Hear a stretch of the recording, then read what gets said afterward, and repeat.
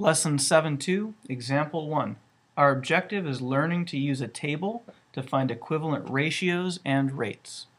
So here we have a ratio, 6 to 7, and I've set up a table here to help us find some equivalent ratios. An equivalent ratio is very similar to equivalent fractions, and you can do it in a very similar way. So I'm just going to write down our original ratio here in the first column, 6 to 7. And I can think, well, if I want to find an equivalent ratio, I can multiply both parts by 2, let's say. So if I multiply the numerator, the top number by 2, I have 12, and the denominator by 2, that's 14. And 6 to 7 is an equivalent ratio to 12 to 14. And I could keep going here. I could multiply those by 3. So 6 times 3 is 18. 3 times 7 is 21. So 18 to 21 is also an equivalent ratio to 6 to 7.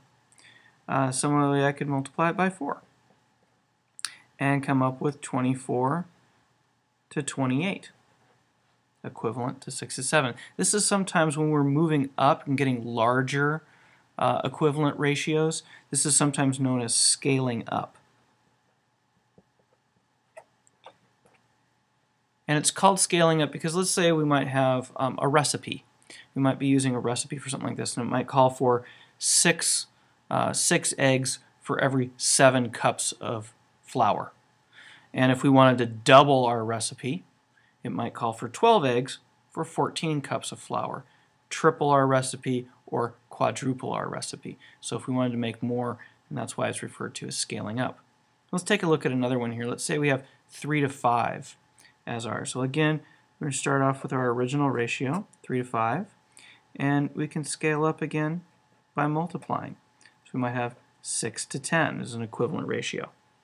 Now we don't have to just keep going up by 2 to 3 to 4. We could say it's by 5. So we could say that if we multiply both parts by 5, we end up with 15 to 25.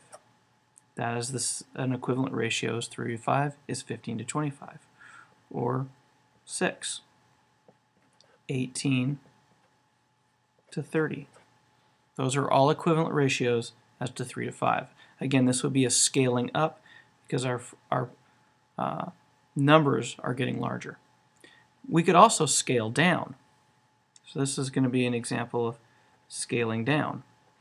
Again, we might think of this as something like if we were making a recipe, or maybe we wanted to mix some different paints together.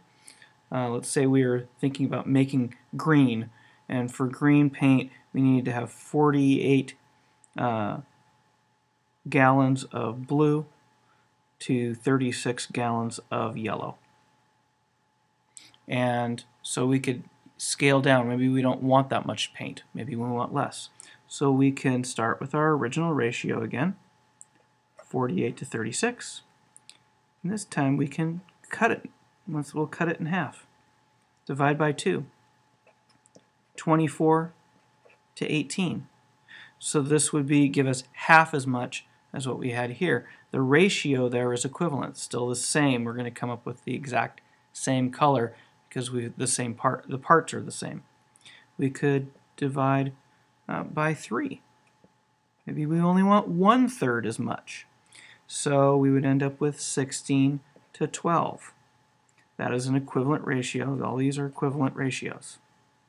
Or maybe by 4. 12 to 9. So this would give us just a little bit of green paint as opposed to a lot of green paint over here. So that's why we're scaling down.